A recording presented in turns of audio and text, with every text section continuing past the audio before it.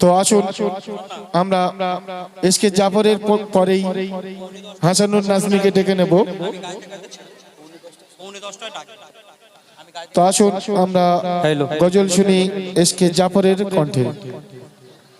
মা আগে না বলো বউ আগে,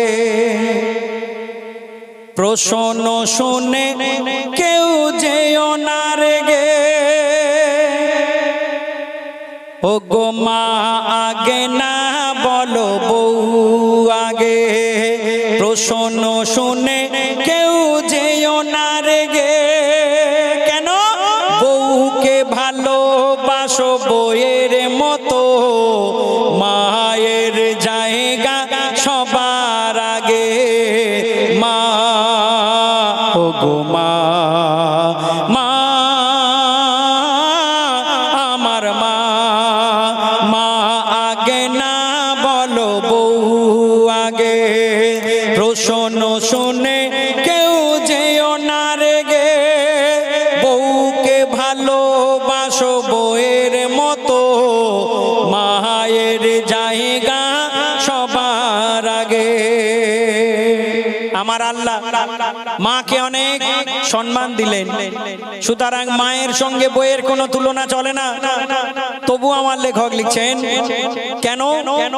কারণ বর্তমান যুগে দেখবেন ছেলেদের বিয়ে হয়ে গেলে তারা মাকে আর দেখে না, মায়ের থেকে বউকে গুরুত্ব দেয়। মা যদি একটা কথা বলে যে বাবা ওই জিনিসটা এনে দিস, ভুলে যায়। আর বউ যদি একবার বলে যে গো ওই জিনিসটা লাগবে, নেই, দেখবেন হুমড়ি খেয়ে আনবে। সুতরাং মায়ের সঙ্গে বইয়ের তুলনা করলেন, বলছে দেখুন, ও গো মায়ের মিসাল বলে শেষ করা যাবে না। মায়ের পায়ে বাঁধা জান্নাতের ঠিকানা। মায়ের মিসাল বলে শেষ করা যাবে না। মায়ের পায়ে বাঁধা জান্নাতের ঠিকানা। মা ছাড়া কেউ দুনিয়ায় আসে না। ও গো মা ছাড়া কেউ দুনিয়ায় আসে না। এই কথা যেন কেউ ভুলে যেও না। মা ও গো মা, মা আমার মা, মা আগে না বলো বউ আগে, প্রশ্ন শুনে কেউ যেও না রেগে। বউকে ভালোবাসো বইয়ের মতো, মায়ের জায়গা সবার আগে। মায়ের জায়গা সবার আগে, মায়ের জায়গা সবার আগে। শুনলেন ছোট্ট লেখা। আমি আরেকটি লেখা গিয়ে ফরমাইশ করেছেন আমার বন্ধুরা। যে লেখাটা আমার খুব বিখ্যাত লেখা, কবি রবিউল ইসলামের লেখা। যে লেখা আমার ইউটিউব চ্যানেলে ছাড়া আছে। আমার চ্যানেল হয়তো আপনারা অনেকে জানেন না। চ্যানেলের নাম হলো এসকে জাফর অফিসিয়াল। এই SK Zafar official channel subscribe করলে দেখবেন নিত্য নতুন, একদম নতুন নতুন লেখা। বিশেষ করে এই 24 তারিখে শবে বারাতের নতুন লেখা আসছে, শোনাবো। তবে যে লেখাটি গাওয়ার জন্য ফরমাইশ করেছেন কবি রবিউল ইসলামের লেখা। দাদা কোনটা গাইতে বলেছেন? ওটা অনেক বড় লেখা, ওইটা আমি এটা করব বলছি মসজিদেতে, এটা ভাবছি কোনটা। হ্যাঁ ওইটা গাইছি, ওটা গাইছি। কোনটা? আরে বাবুদা বলো। ভালো আছে দাদা? হ্যালো শুনবেন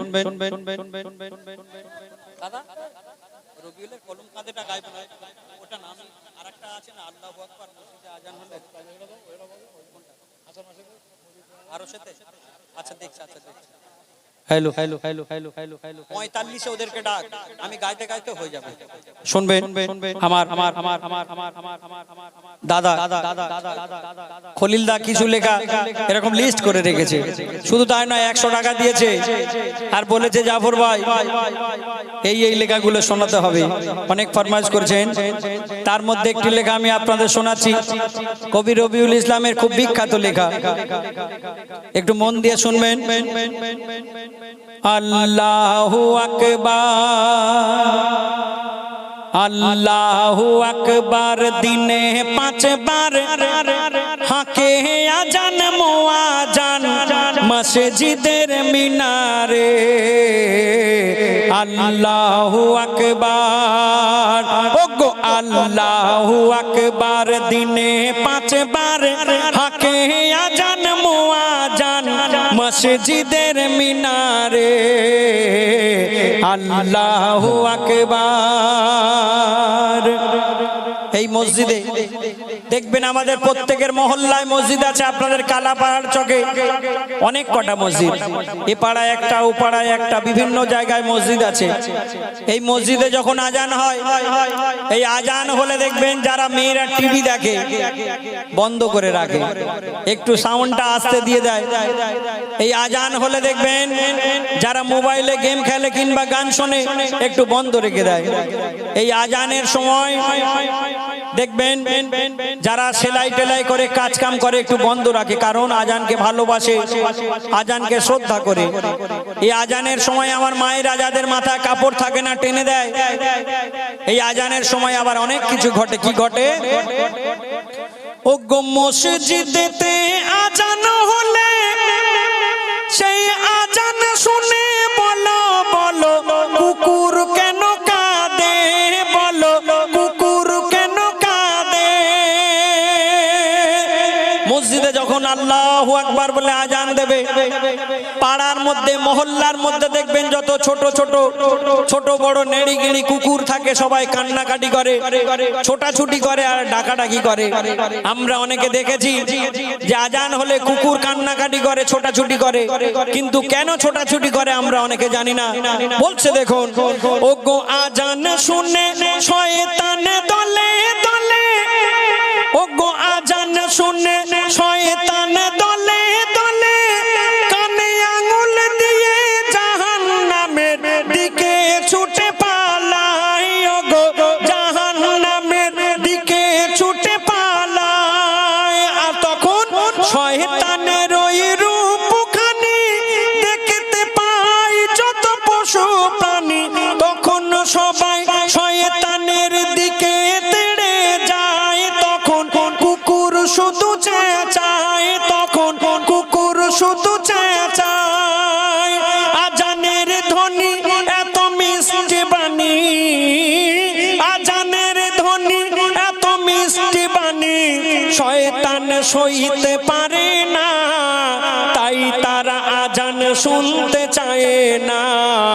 মসজিদে আজান হলে যারা যায় গো জ্বলে, তাদের দলে শয়তান সব সময় মিলে যে থাকে। আল্লাহু আকবার, ওগো আল্লাহু আকবার। আমরা